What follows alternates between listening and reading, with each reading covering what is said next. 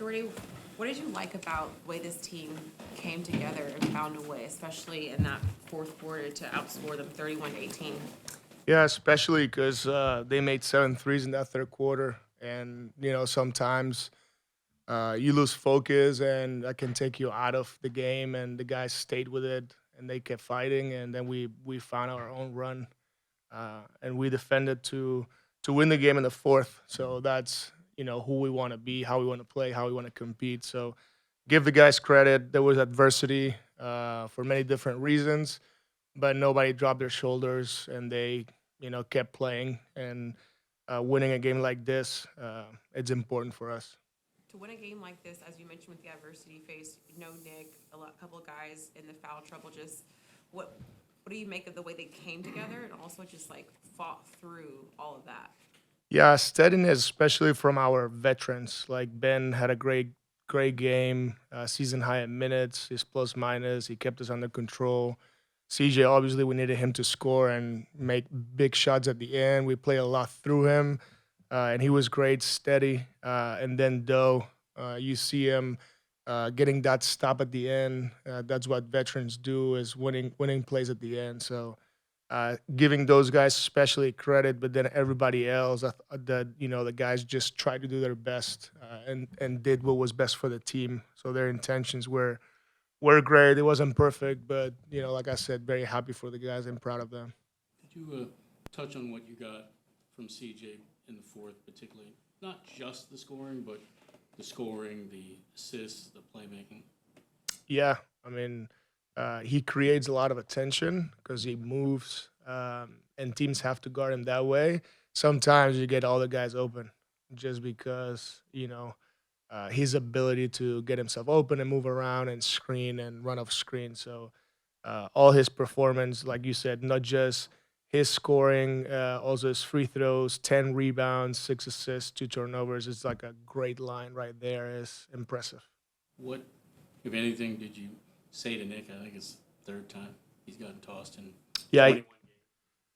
yeah, he knows he has to be better, especially this one. You can control your frustrations. That's no reason to do that. I understand that we all have emotions, but the team needs him. His teammates need him, and he knows it. And that's why he's going to come back and work and be better. The other night, Jordi, you talked about you guys landed the first punch against Cleveland in the first few minutes. They punched back, and then you guys never responded. There was probably a couple punches you guys, accepted tonight and then gave it back. How much did you guys kind of talk about that? Do you talk about that all during the huddle? But just your overall kind of impression of your guys, really fighting back. Yeah, I think the talk was, watching the film of the Cleveland game, and the guys knew that our focus and purpose was not good enough. And then you get into a new game, and like I said, those 7 threes in the third quarter, you got to give them credit. They took the lead, and nobody freaked out, right? Everybody stayed the course of the game and got enough stops to then take the lead. And we didn't want to make home runs. It was like one possession at a time, hitting singles, like Coach Brown used to say, hitting singles, and that's how you win games. So again, like happy that we learned from the game before, and we could perform like this in this game. Jordi, sí, decías hoy un duelo especial con Rajakovic. Los dos habéis seguido caminos similares hasta la NBA. Entrenando equipos jóvenes en Europa. Bueno, ¿crees que ambos lo habéis tenido, habéis tenido que hacer ese esfuerzo extra, o lo habéis tenido más complicado hasta llegar hasta aquí? Sí, yo creo que si piensas que solo hay 30 sitios de trabajo en el mundo para ser entrenador de la NBA, pues aún suena un poquito más grande, ¿no? Porque, bueno, tanto él como yo empezamos desde abajo, un poquito, evidentemente, historias distintas, llegando de Europa y trabajando aquí. Y bueno, tiene mucho mérito lo que ha hecho él desde el principio hasta llegar donde está. Y evidentemente, pues felicitarle por lo que está haciendo, por representar a su país, baloncesto serbio, el baloncesto europeo, y este primer partido, ¿no? Y que no solo sea uno, que no sea solo el primero, y que hayan muchos, porque habrán otros entrenadores, entrenadoras que lleguen hasta aquí. It's not normal that we see you guys go 9 of 39 from downtown, just from the three-point line. Just was it a matter of like, did you like the look that they were getting? And then also, even with when shots weren't falling, what did you see the guys kind of focus in on? Yeah, I think it's, basketball gods because even the shots were not falling, the shots were good shots. And at the end, we have a tie game and we go on a fast break and Ben throws it ahead and CJ's shot was a good shot. So I think that if you don't pass shots and you keep shooting them, yes, we shot 23%, 9 for 39, but the one we needed to make to win, we made it. And, I give them credit for staying with it. And I want Jay Will and I want Noah, all those guys, keep shooting. Those shots were good shots, and that's why sometimes it happens. And when you're not making shots, being able to win a game, it's even more impressive. With Noah specifically, obviously a little bit of necessity that he plays 37 minutes with a lack of clacks and Dayron in foul trouble, but what did you see from him, the things that he did beyond shooting the ball? 'Cause, obviously he didn't really have it going. Yeah, I think his growth defensively, his physicality, obviously his multiple efforts, has been one of our best players at going vertical, taking a charge. He took a charge today. That's a winning play.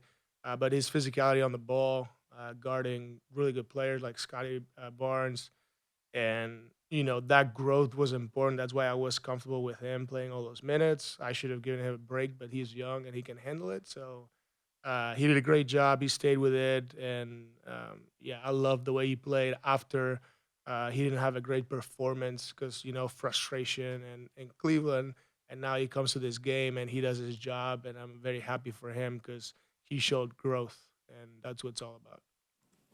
Is they have threes that go in, the third quarter they were hitting, and we were, able to just stick with the script and contest a little better, kind of force them to take shots that we wanted them to take, which I thought we've done at times in the game, and just continuing to play with effort. I think the group that we have can be really capable defensively, so continuing to kind of find the nuances of how to be really effective is what we're doing.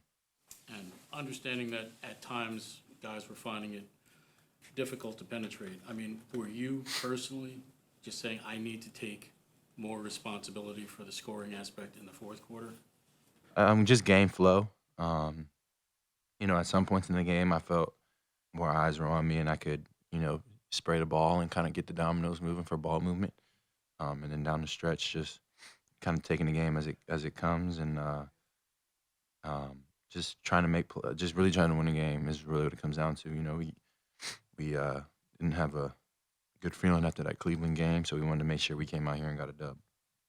To get a win like this, as you mentioned, you guys didn't have a great game in Cleveland. I know you guys wanted to turn the page for this one to be a win where it took every single person Right. collectively. Just what can you just say about the others and how you guys were able to win this as a team, especially when you're down Nick Claxton, down some guys in foul trouble? Just effort. Guys giving effort. Today wasn't our day from behind the three-point line by any means, but guys were able to kind of rally and fight. Big-time contributions and timely baskets, too, when we needed them. And, I love the confidence that guys were playing with. Shake played great. Some big-time buckets on the stretch. Tyrese gave us some. Noah Clowney did. And just effort across the board. And I'm really, really excited to see that. And, it's contagious, everybody who steps on the court and plays with effort and communicates, it's contagious. You mentioned about how threes weren't falling, but just how are you guys able to fight through that and not give up on that? And then even Jordi even mentioned about how the three that really mattered was the one that you made, and you guys never stopped, which is the confidence of still letting it fly.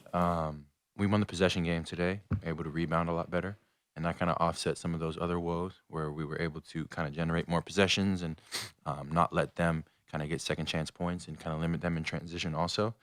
So those things were big for us today where we had lacked in that category. We have had some games where we shot the ball well enough, but we haven't done the other things. Today, the other things, the efforts, the rebounding, and the multiple efforts on defense were key to us winning the game. Before the game, Dorian in the locker room was kind of joking and saying that Jordi sometimes to push the player, like he throws shit at the players.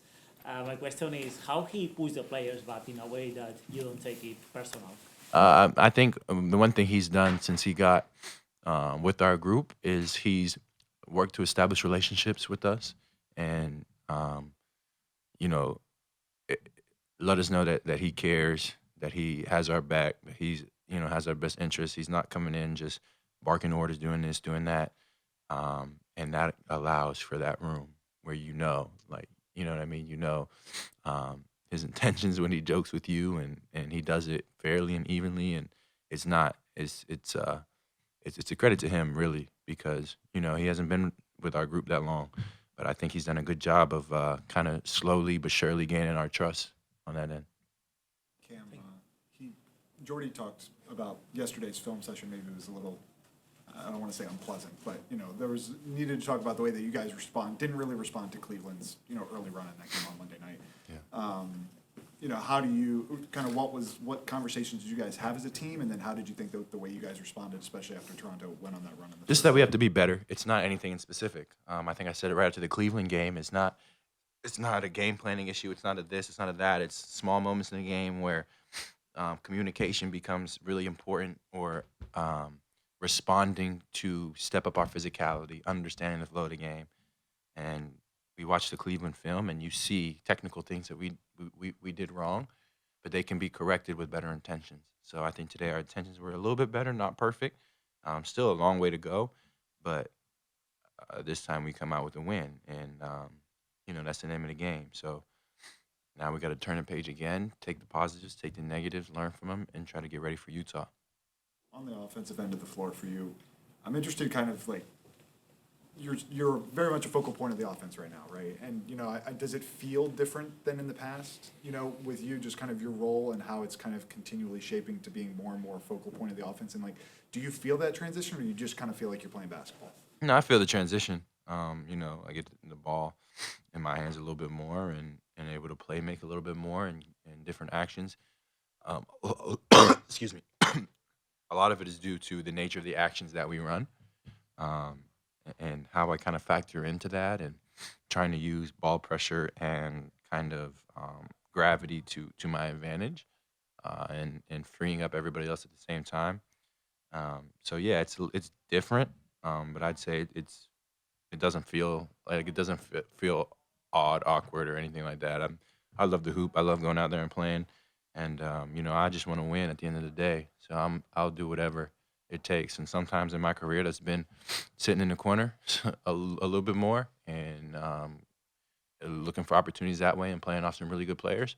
And sometimes it's been a little bit more active with the ball. And for me, it's just continuing to get better every day, no matter what my role is on the court, and continue to find ways to contribute to winning basketball. Kevin, yes. Sorry, one more question. Jordi, his hometown is Badalona. Mm-hmm. Sometimes that might lead to confusion, and people might think that he's from Barcelona. Nope. I don't know. I just want you to talk a little bit about his stance with his hometown. So I don't know that much about Badalona, but we have a drill that's called Badalona. And it's just like a game we play in practice. It's like kind of like a 5-on-5 game. And I was like, what the heck is a Badalona? So I had to do a little research, like, where is this place? What is it? And he Jordy's funny, man. I don't know that much about it, honestly. Maybe we could take a team trip there or something one day. I don't know, but I definitely know that it is not Barcelona. There's a difference. What is the drill? I think it's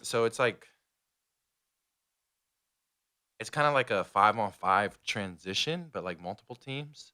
So there's a team down here, and it's kind of chaotic. Is Badalona chaotic?